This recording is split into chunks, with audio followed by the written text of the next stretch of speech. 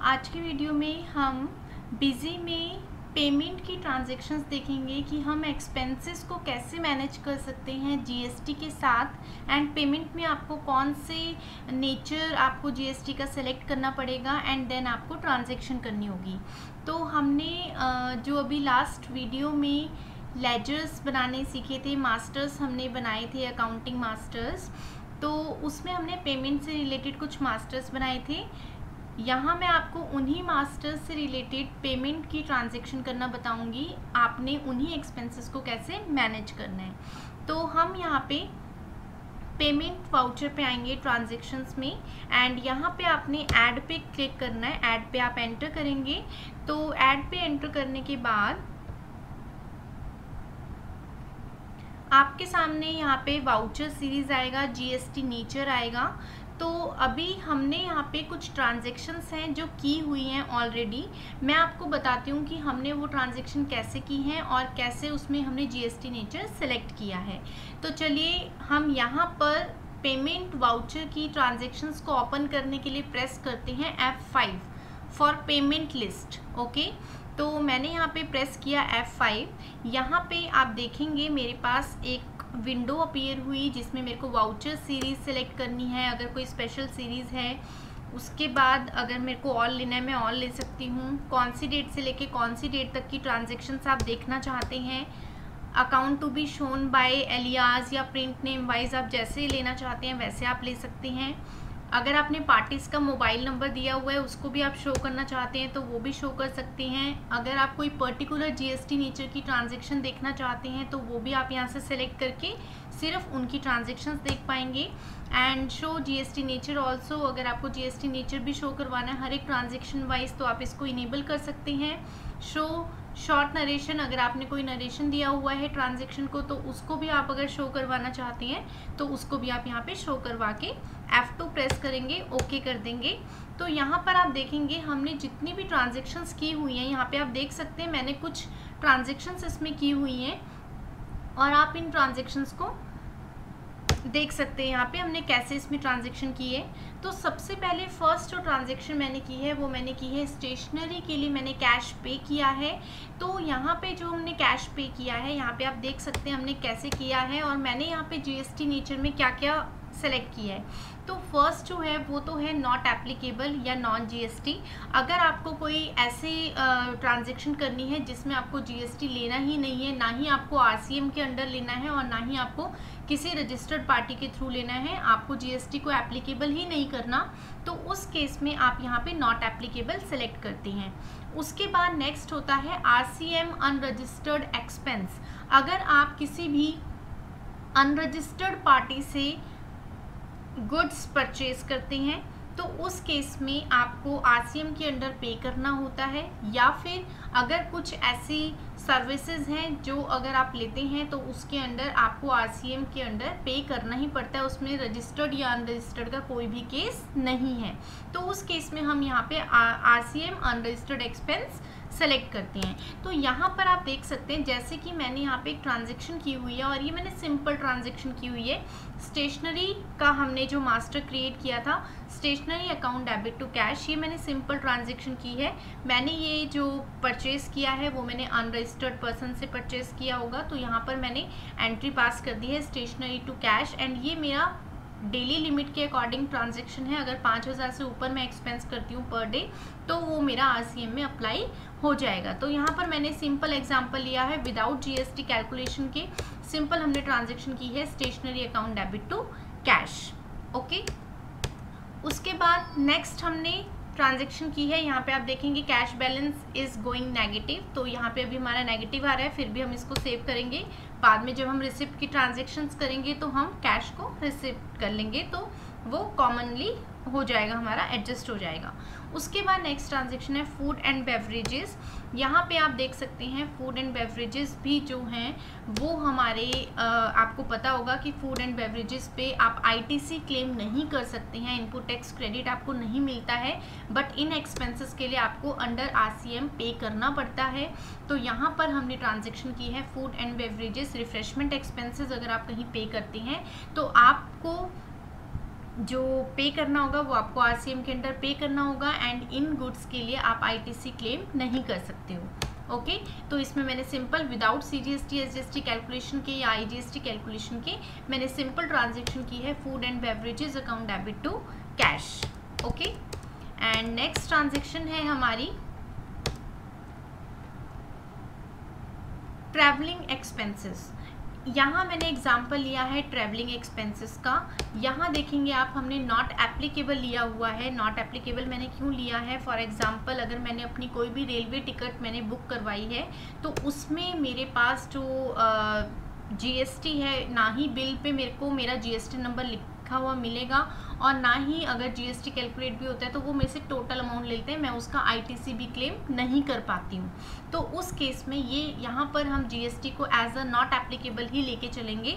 ये हमारे normal expenses हैं जिस पे हमें ना आईटीसी क्लेम होगा और हमें आरसीएम के अंडर भी इसको पे नहीं करना होगा। तो यहाँ पर हम सिंपल ट्रांजेक्शन करते हैं जीएसटी नेचर नॉट एप्लीकेबल लेते हुए travelling expenses account debit to cash, ये आप यहाँ पे ट्रांजेक्शन करके इसको एक्सेप्ट करते हैं। तो मैंने आपको यहाँ पे हर एक टाइप का नेचर लेके बताया है कि आपको ट्रांजेक्शन किस केस में कौन सी करनी होगी। तो जैसे कि देखिए यहाँ पे हमने एक और ट्रांजेक्शन की है टेलीफोन एक्सपेंसेस। अगर हम किसी भी रजिस्टर्ड पार्टी से टेलीफोन एक्सपेंसेस लेते हैं तो टेलीफोन एक्सपेंसेस का जो हमारे पास इनवॉइस आएगा उसमें हमें सीजीएसटी एसजीएसटी जो भी टैक्स होगा वो हमें कैलकुलेट होके मिलेगा, एंड उस इनवॉइस के ऊपर हमारा जीएसटी नंबर मेंशन होगा, तो हम आईटीसी भी क्लेम कर पाएंगे एंड हमें टैक्स भी पे करना होगा। तो यहाँ पे आप देख सकते हैं हमने क्या किया है, टेलीफोन एक्सपेंसेस को डेबिट किया है, सीजीएसटी इनपुट है ये हमारा, क्योंकि हम सर्विसेज ले रहे हैं तो सीजीएसटी इनपुट को डेबिट किया है, एसजीएसटी इनपुट को डेबिट किया है। ये टैक्स मैंने ऑलरेडी टेलीफोन एक्सपेंसेस पे फिक्स किया है जब हमने अकाउंटिंग मास्टर क्रिएट किया था। तो यहाँ पे ये कैलकुलेशन अपने आप हुई है। कौन से बैंक से हमने पेमेंट किया है, यहाँ पे बैंक आपको मेंशन हो जाएगा, एंड जब आप यहाँ पे सेव करेंगे तो आपके सामने एक विंडो अपीयर हो जाएगी जिसमें आप रेफरेंस सेलेक्ट करोगे कि किस पार्टी को आप ये पेमेंट कर रहे हैं। जैसे कि मैंने यहाँ पे MTNL पार्टी ले ली है, इस पार्टी को हमने टेलीफोन एक्सपेंसेस के लिए पे किया है, एंड परचेज बिल डेट जो बिल है हमारे पास आया उसके अगेंस्ट हमने ये पेमेंट की है। तो यहाँ पर आप देख सकते हैं ये ट्रांजेक्शन हमने क्लियर कर दी है, इस परचेज के अगेंस्ट हमने ये पेमेंट की ट्रांजैक्शन की है।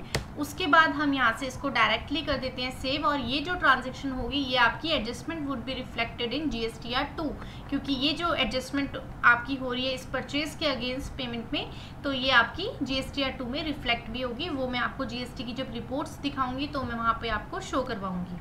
ओके, उसके बाद नेक्स्ट हम एक और एग्जांपल लेते हैं टेलीफोन एक्सपेंसेस का, एंड यहाँ पे हम एग्जांपल लेके चलते हैं। फॉर एग्जांपल, अगर हम कोई भी अपनी कंपनी में कोई भी कॉलिंग के लिए मोबाइल यूज़ करते हैं एंड उसमें हम रिचार्ज करवाते हैं, तो उस केस में हम किसी भी पार्टी से रिचार्ज करवा सकते हैं, एंड वो हम अनरजिस्टर्ड पार्टी से करवाएंगे, वो हमसे कोई GST चार्ज नहीं करेगा, बट RCM के अंडर हमें डेली एक्सपेंसेस में उसको काउंट करना पड़ेगा, एंड देन हमें RCM के अंडर उसको पे करना पड़ेगा।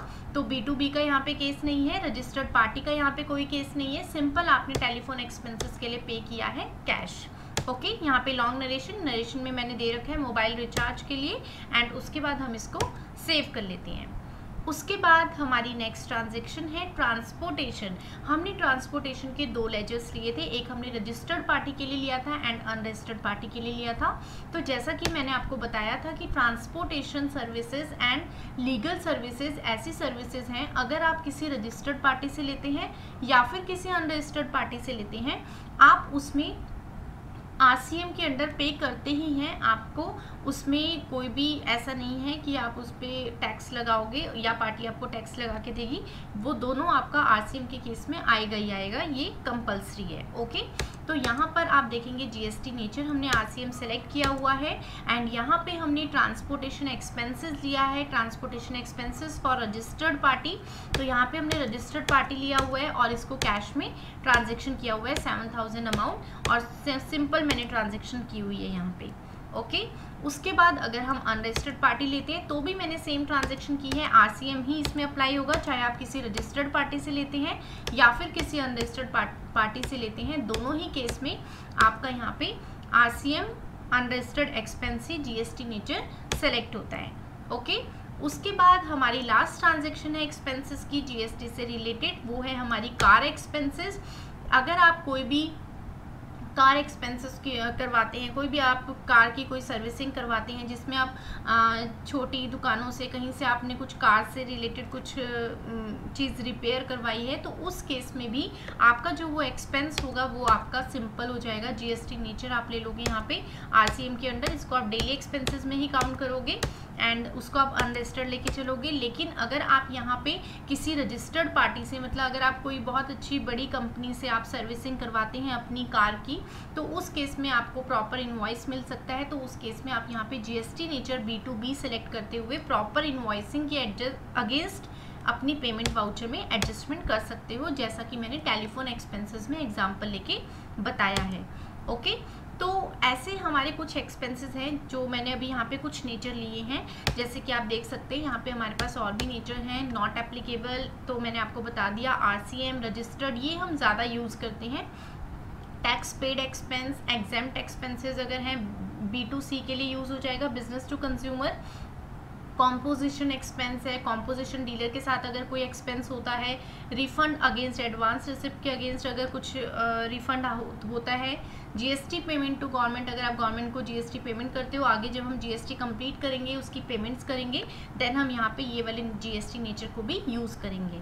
ओके, तो अभी के लिए मैंने यहाँ पर जो हम मोस्टली यूज़ करते हैं एक्सपेंसेस को मेंटेन करने के लिए, उनको मैंने ज़्यादा यहाँ पे फोकस किया है। एंड आई थिंक आपको समझ आया होगा एंड आपको पता चला होगा कि हम कैसे जीएसटी के एक्सपेंसेस के लिए मैनेज करने के लिए पेमेंट में जीएसटी नेचर को सिलेक्ट करते हैं एंड ट्रांजैक्शंस को कैसे कंसीडर करते हैं। ओके, तो आप ये इतना करके देखिएगा। नेक्स्ट वीडियो में मैं आपके लिए न्यू टॉपिक लेके आऊँगी एंड नई चीज़ें लेके आऊँगी बिजी के अंदर।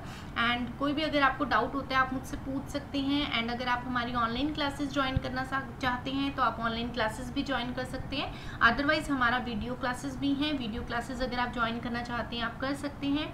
हमारी वेबसाइट है www.rjlearningacademy.com, हमारी वेबसाइट आप विजिट कर सकते हैं। एंड जो भी क्वेरीज हैं then you can call me और WhatsApp me any time. Thank you so much for watching this video.